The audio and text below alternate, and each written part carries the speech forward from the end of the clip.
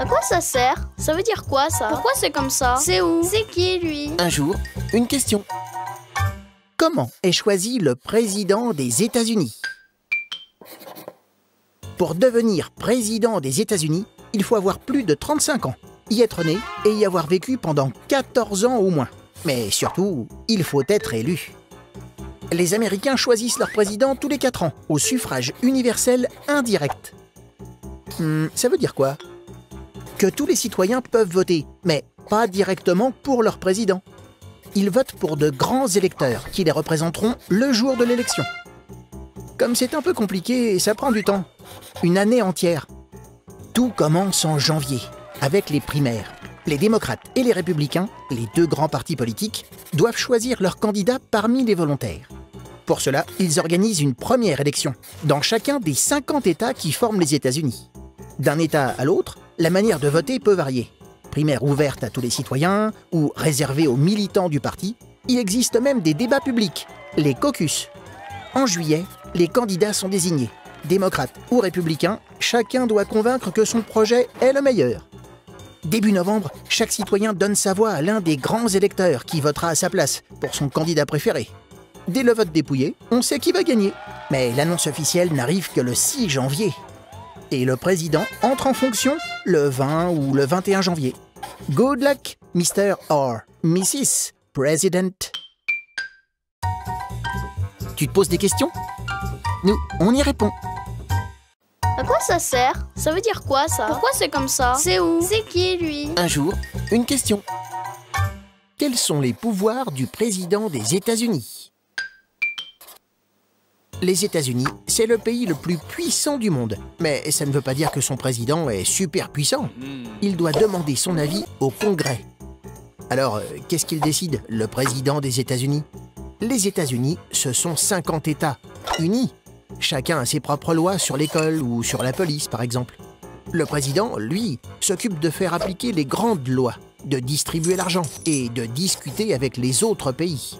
Mais le Congrès donne son avis sur presque tout. Un texte de 1787, la Constitution, explique le rôle du président et le rôle du Congrès. Le président choisit des ministres, des juges, des chefs, des ambassadeurs. Le Congrès peut dire non, merci. Le président donne des idées de loi, mais c'est le Congrès qui les écrit. Si le président interdit une loi, le Congrès peut la revoter. Bon, le président peut gracier des prisonniers. Le président décide du budget. Combien d'argent pour la santé, les armées, les industries, les travaux. Et le Congrès peut tout bloquer. Le vrai pouvoir du président, c'est les relations avec les autres pays. Il peut signer des accords, refuser de parler à un pays, envoyer plus de militaires, ici ou là. Mais le Congrès vote les accords entre pays, et lui seul peut déclarer la guerre.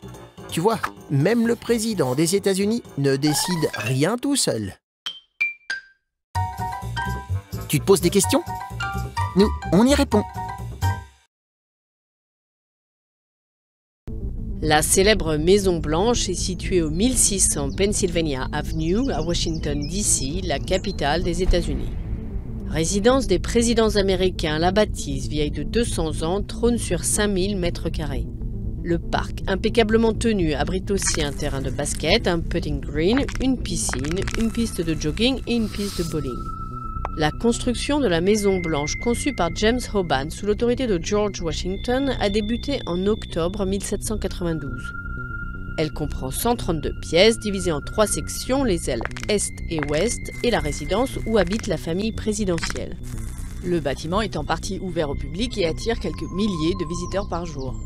L'aile Ouest, The West Wing, abrite le cœur du pouvoir. Les bureaux des collaborateurs et des responsables de la sécurité du président et la Cabinet Room des réunions ministérielles. S'y trouve aussi la Situation Room des gestions de crise, d'où Barack Obama a notamment supervisé l'assaut contre Oussama Ben Laden mené en 2011 au Pakistan.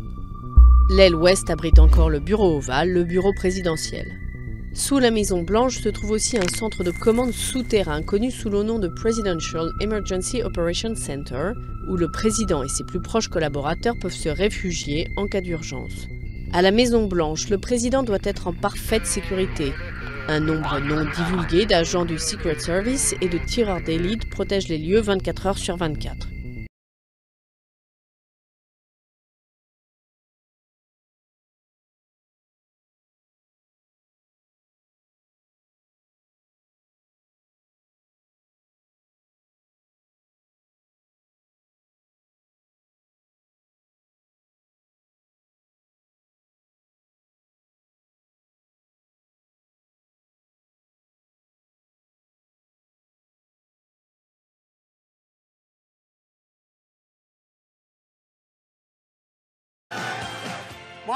Mon nom est Joe Biden.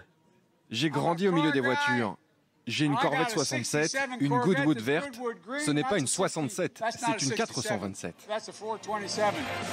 Une référence à son père, vendeur de voitures en Pennsylvanie. Joseph Biden, né dans une famille catholique d'origine irlandaise à Scranton, dans cet état de l'Est des États-Unis. Avocat de formation, il se lance en politique en 1973 et est élu sénateur du Delaware à l'âge de 29 ans.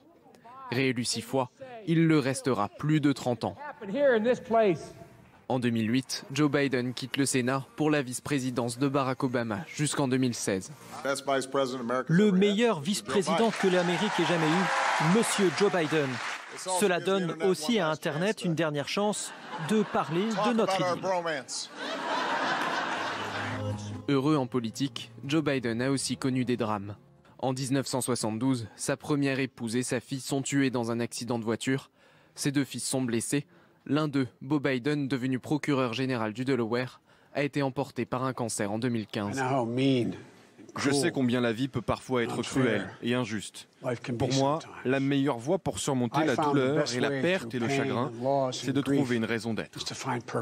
Maladroit, au point de se qualifier lui-même de machine à gaffe, Joe Biden a dû s'expliquer pour des affaires plus sérieuses. Il s'est défendu de propos jugés racistes et d'une accusation d'agression sexuelle lancée par l'une de ses collaboratrices. Vainqueur à 77 ans, Joe Biden est le président américain le plus âgé jamais élu.